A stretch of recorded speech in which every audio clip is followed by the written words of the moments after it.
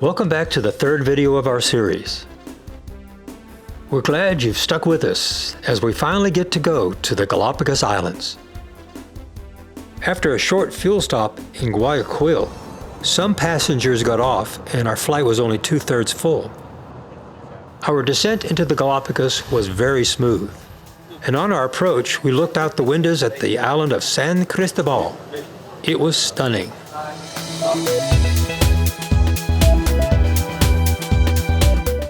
It was necessary for the team to complete the custom forms.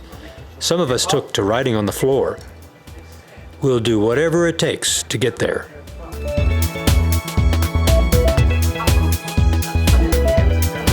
Mrs. D, where are we? We are in the Galápagos Islands of San Cristóbal. We just landed. A dream come true. Is this your first time here? Yes, it is. And your expectations are? To see lots of really neat things. We met our naturalist guide, Jaime, and we were taken to the Galaxy, our home on the Pacific Ocean for the next 2 weeks. We were given lunch on board, our first of many 3-course meals. It was delicious. After lunch, we went to our cabins and sorted out the luggage, while the Galaxy was moving to the first landing spot. I had time to go to the upper deck and watch the frigate birds following the yacht. That's Kick a Rock in the distance. We'll see more of it later in this series. Dragging behind the Galaxy, we can see the 2 Pangas we will use for our shore landings. We've made it to our first landing spot in our adventure, Isla Lobos. We anchor and get ready to go ashore. In great anticipation, the Living Science team puts on their life jackets.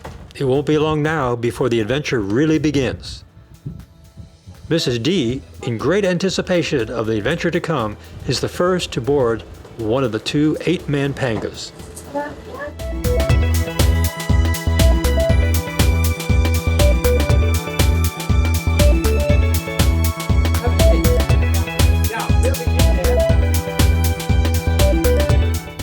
Although some of us don't really feel all that good about it, the science team gets adjusted to riding the Pangas. The Living Science students prepare for a dry landing on Isla Lobos, a small island across the channel from San Cristóbal. Here is the Lobos Island, Sea Lion Island.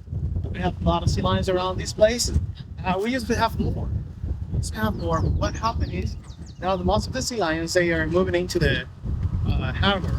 The population of sea lions in Galápagos is about 50,000, and they move in all the Galápagos. They are not staying in only one place. So the babies actually are around this place. They don't go into the deep water because we have big sharks around here. So always we have the babies waiting for mom around this place. So the adults, they start to come back at this time of day and to fit in the babies. So we can see one big male control the territory in the water. So they have about 16 to 24 females in the harem, and they take turns. They are very tired after a few weeks over there, and another fresh male can steal the territory. So all this is a sea lion territory, and it's really a good place here because they have a place for the kids, for the babies. This was our first opportunity to learn from Jaime, our naturalist. From this point on, every stop begins a teaching moment. The science team takes pictures, notes, and is ready to learn.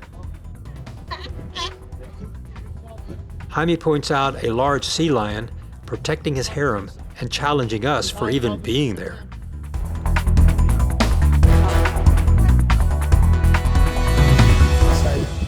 We have a lot of lizards around here because we have a lot of food around this place.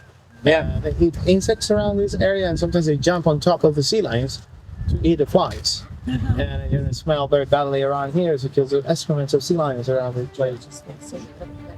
Here we see a young sea lion pup nursing, and they pay no attention to us.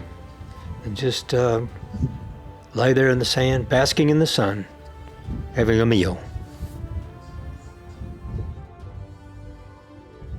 At about 5 or 6 months of age, sea lion pups venture into the ocean to do their own fishing. Here's a sea lion pup returning from fishing and is calling out and listening and smelling. He's looking for his mom. The young sea lion pup who's nursing pays no attention.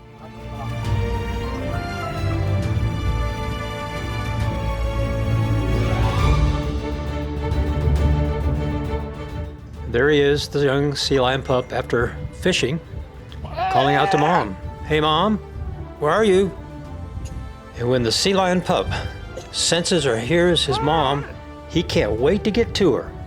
Hey mom, is that you? Mom, here I come, here I come. Checks out that it's really her and begins his own nursing.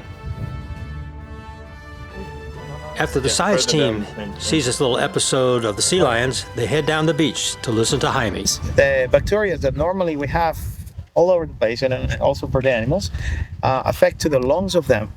And actually, in 82, 83 was a disaster for the penguins. We used to have more than 2,000 pairs before 82, 83, but now about 12,000 animals. So it's and they don't reproduce like before. After the El Niño, we have La Niña, which is a really cold water that will start by pressure again to come the water from the south through the Galápagos around Indonesia. And actually that time is really cold and all the animals start to reproduce again. Actually, the sea lions, for sea lions and iguanas, is not a problem. They reproduce and actually all the population is stable a few years later, come back. But about penguins, no. Since 82, 83, the penguins, we don't have the same numbers than before. So it's different. It's difficult for them to survive in this water. It's the only penguin in all the world that we have the north of the equator. Now, it's time for you to meet our science team. You've already met Jaime, our guide. And here are Mrs. and Mr. D, co-founders of Living Science in Woodstock, Georgia, USA. These young people are past and present students of Living Science. They have studied extensively the Galapagos plants and animals. And on camera. Mrs. and Mr. Smith are our chaperones, and Dr. Purdom, a molecular biologist, joins us on our expedition. The Living Science students are middle and high school students, and 3 are in college. During our expedition, we saw incredible animals, exotic plants, and hiked over some of the most fantastic landscapes in all the world. But Kevin, stop being a lizard hog. Kevin, this is all going on. as a videographer, I wanted to see, yes, the plants and animals, but the most interesting thing to me was the blue-footed buoy. Maybe it was the name. That is the sound of the male. So males, they whistle, and females, they make like a quack sound, like That's one difference between them. It's going to help you me say that. Here's a male on a rock doing his famous blue-footed booby dance, part of the mating ritual. Oh. Ah, there's the honk of the female, so we switch over to her.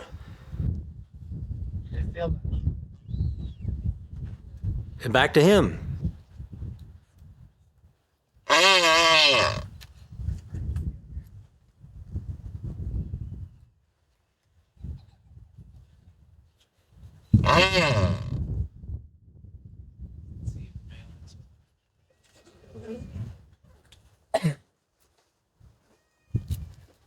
Well, I guess he's not interested.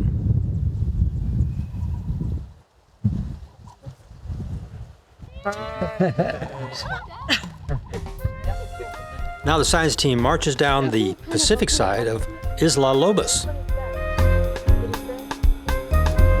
that, look at that. Look at that one, it's green. Tomorrow we're going to see a detail one. But we'll like to love it, the female.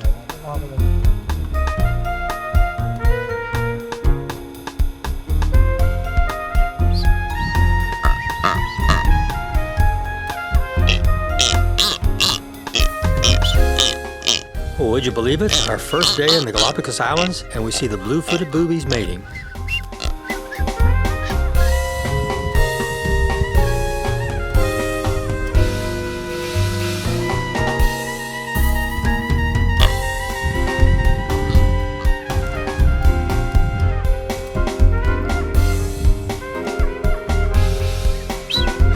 I bet we learn more about the blue-footed boobies later.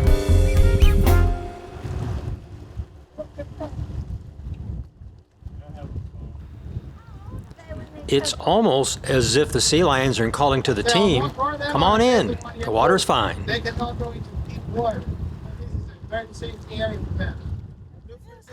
Well, after a full day of tramping over Lobos, it's time to go back and get something to eat before our evening activities. Oh, yeah. Thank you. The science team is ready to scuba dive, and the first panga pulls away. All right, ladies and gentlemen. You got the water? Do you have a tub? Yeah, and I can't go. I tried. Go ahead.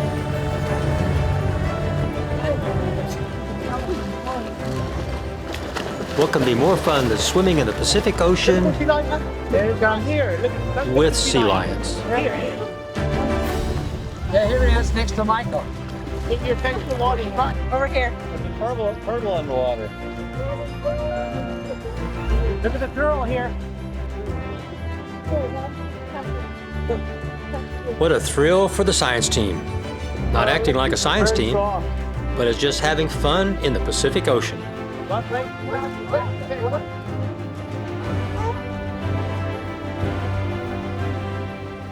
And there's more than just sea lions in the ocean. Down at the bottom, one of the team picked up this. A kilogram. As the science team gets back at the Panga to debrief and have a good time enjoying each other's company. Don't forget, we have another video coming up. There are more islands to visit, so if you really want to visit, click on the link, sign up, give us a like.